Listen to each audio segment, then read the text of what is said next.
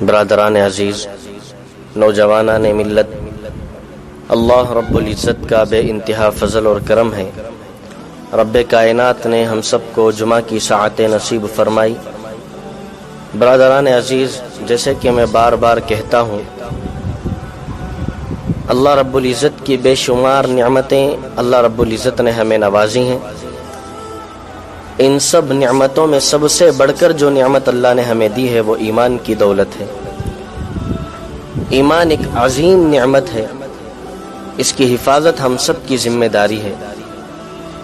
اگر ہم نے ایمان کے تعلق سے کمی پیشی کی اور اس سلسلے میں غور و فکر نہیں کی تو کل قیامت کے دن بڑی پریشانی کا سامنا کرنا پڑے گا۔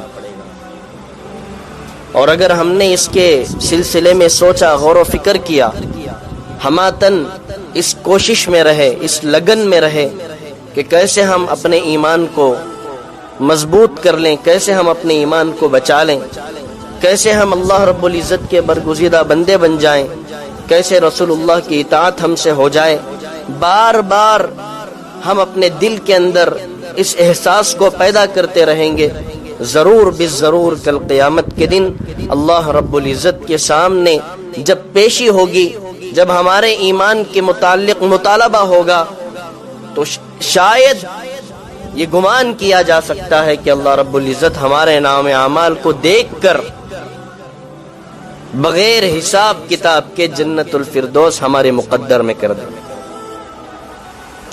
ضرورت اس بات کی ہے کہ ہم ہماتن اس احساس اور اس فکر میں رہیں کہ کیسے ہم اپنے ایمان کو مضبوط کر لیں۔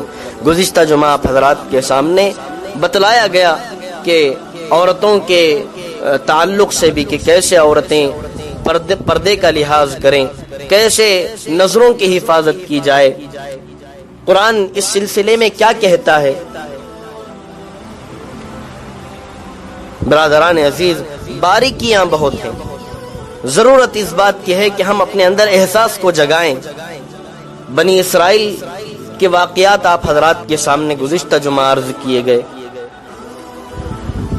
اور بتلایا گیا کہ اللہ کی ذات کیسی رحیم اور کریم ہے۔ برادران عزیز، اللہ اپنے بندوں سے بے انتہا پیار و محبت کرتے ہیں۔ اس کی ایک چھوٹی سی مثال آپ حضرات کے سامنے پیش کروں۔ بنی اسرائیل کا ایک آدمی جو اتنا بدکار، اتنا گنہگار، گناہوں میں لت پت رہنے والا انسان، سارا محلہ، سارا قبیلہ اس سے پریشان اور بیزار، سارے قبیلے والے، محلے والے مل کر اس انسان کو، اس آدمی کو اپنے محلے سے نکال دیتے ہیں، اپنے قبیلے سے نکال پھینکتے ہیں۔ وہ جنگل و بیابان میں تنے تنہا اکیلا جا کر بس جاتا ہے، کوئی اس کا پرسان حال نہیں، کوئی اس کی نگہبانی کرنے والا نہیں، کوئی اسے پوچھ کر دیکھنے والا نہیں۔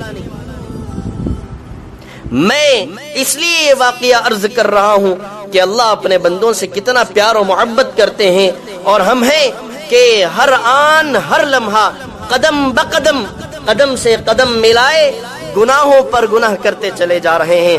اور بتلایا گیا تھا آپ حضرات کے سامنے، جب کوئی بندہ ایک گناہ کرتا ہے تو گناہ کے بدلے میں گناہ اس پر لازم آتا ہے۔ مطلب یہ ہے جب کوئی بندہ ایک گناہ کرتا ہے تو اللہ اسے ایسی توفیق نہیں دیتے کہ وہ جو ہے جب تک وہ نہیں چاہتا کہ میں نیک اعمال میں اپنے آپ کو لگاؤں تو اللہ رب العزت بھی اسے نیک اعمال کی توفیق نہیں نوازتے۔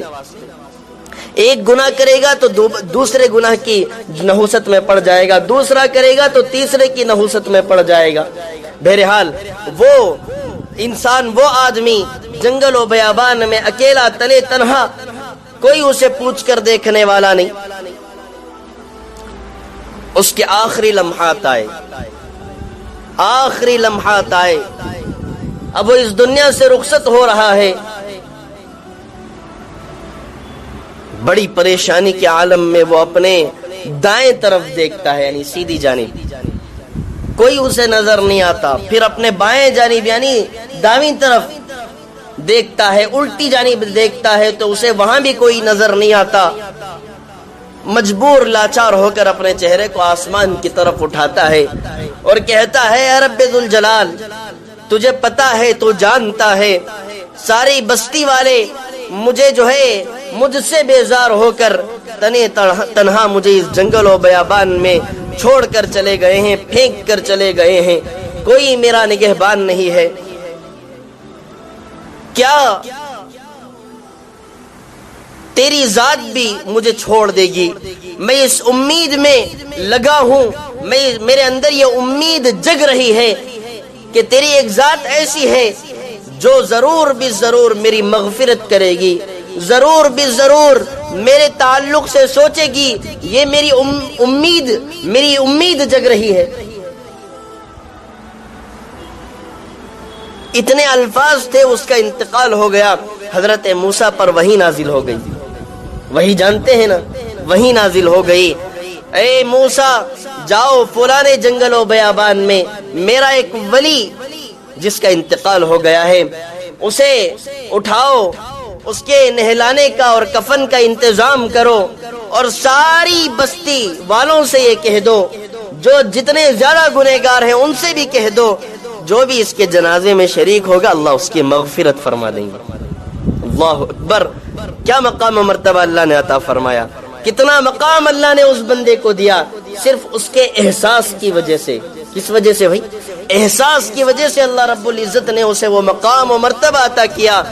میرا یہی کہنا ہے، جب بندہ کسی گناہ کی طرف اپنے آپ کو لگاتا ہے اور گناہ اس سے سرزد ہو بھی جاتا ہے، بندے ہیں، انسان ہیں، گناہ ہو ہی جاتے ہیں، لیکن گناہ کے بعد جانب سے ہوتا ہے۔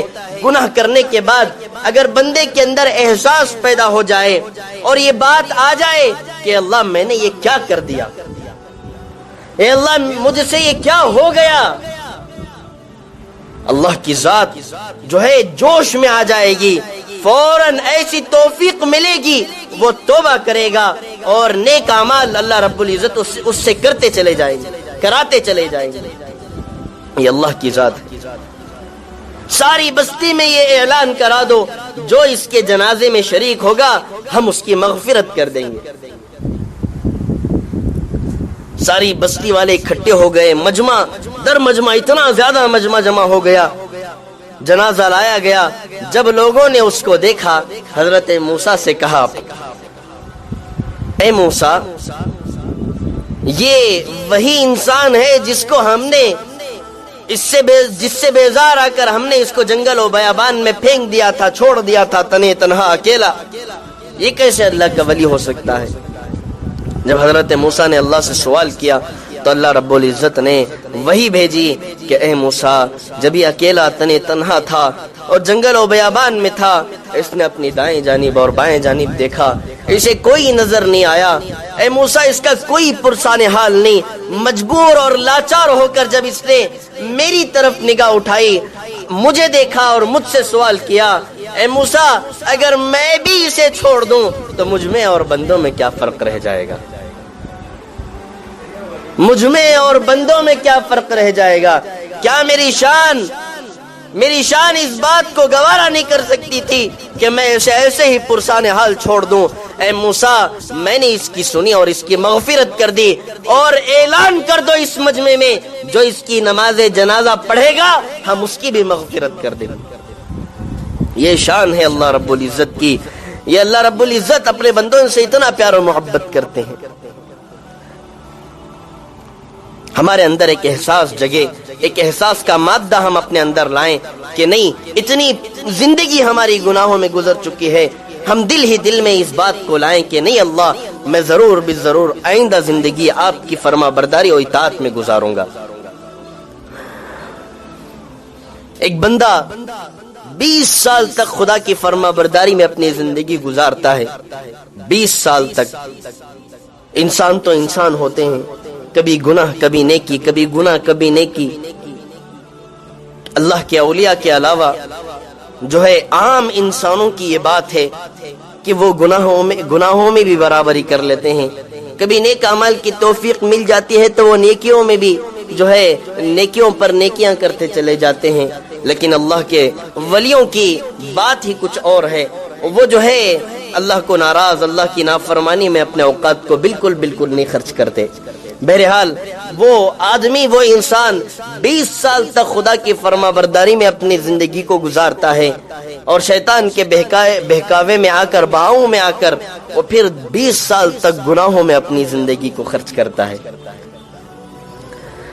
20 سال کے بعد وہ اپنے چہرے کو آئینے میں دیکھتا ہے، اس کی داڑھی کے بال میں ایک بال اسے سفید نظر آتا ہے، تو اس کے دل ہی دل میں، جیسے کہ میں نے ابھی کہا کہ ہم اپنے دل ہی دل میں ایک احساس کو جگائیں، ایک احساس کو پیدا کریں، اس کے دل ہی دل میں یہ بات پیدا ہوتی ہے کہ اللہ، میں نے 20 سال تک تیری اطاعت کی، اور میں نے پھر دوبارہ 20 سال تک تیری نافرمانی اور تیری بغاوت میں اپنی زندگی کو گزاری، گناہوں میں زندگی کو گزاری، کہ اللہ میں دوبارہ تیری طرف لوٹ آؤں گا تو تو مجھے قبول کر لے گا؟ دوبارہ تیری جانب آؤں گا تو کیا تو مجھے قبول کر لے گا؟ غیب سے آواز آئی، احببتنا احببناک وترکتنا فامہلناک فان رجعت الینا قبلناک۔ اے میرے بندے، غیب سے آواز آئی، تو نے مجھ سے محبت کی، ہم سے محبت کی، ہم نے بھی تجھ سے محبت کی، تو نے ہم سے محبت کی، ہم نے بھی تجھ سے محبت کی، تو نے ہمیں چھوڑ دیا، ہم نے تجھے مہلت دی، کیا دی؟ مہلت دی، اور اب دوبارہ تو ہماری طرف رخ کرتا ہے، ہماری جانب رخ کرے گا تو ہم ضرور بالضرور تجھے قبول کر لیں گے۔ تو بندے ہیں، بندوں سے جو ہے گناہ ہو ہی جاتے ہیں، ضرورت اس بات کی ہے کہ ایک احساس اپنے اندر لائیں، جگائیں، اکیلے میں بیٹھ کر سوچیں کہ زندگی کس رخ پر چل رہی ہے، جس رخ پر چل رہی ہے کیا وہ رخ صحیح ہے؟ اگر وہ رخ صحیح نہیں ہے تو ہمیں کیا کرنا چاہیے؟ تو برادران عزیز، احساس کا ایک لمحہ ساری زندگی کی کایا کو پلٹ سکتی ہے۔ اپنے اندر احساس کو لائیں، نبی والی زندگی اپنائیں، اللہ کے نبی علیہ الصلوۃ والسلام کی سنت اور آپ کا چال چلن، آپ کا طریقہ، یہی اصل زندگی ہے، اس کے بغیر زندگی بیکار ہے۔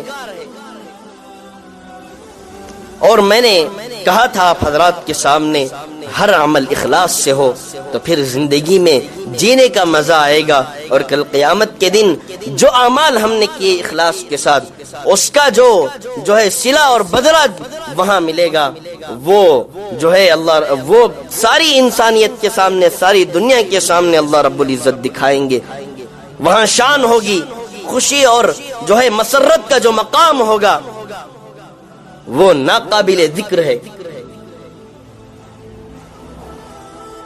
ذکر جو ہے اگر میں اس کو بیان کروں، وہ ایسے میں الفاظ کہاں سے لاؤں؟ میرے پاس الفاظ نہیں ہیں، اتنا بڑا مقام ملے گا۔ بہرحال عزیز دوستوں، اپنے اندر ایک احساس کو جگائیں، قرآن والی زندگی اور نبی والی زندگی اپنائیں۔ اللہ رب العزت ہمیں بھی، آپ کو بھی، امت کے ہر فرد کو صحیح معنوں میں سنت بھری زندگی گزارنے کی توفیق عطا فرمائے۔ وآخر دعوانا الحمد للہ رب العالمین۔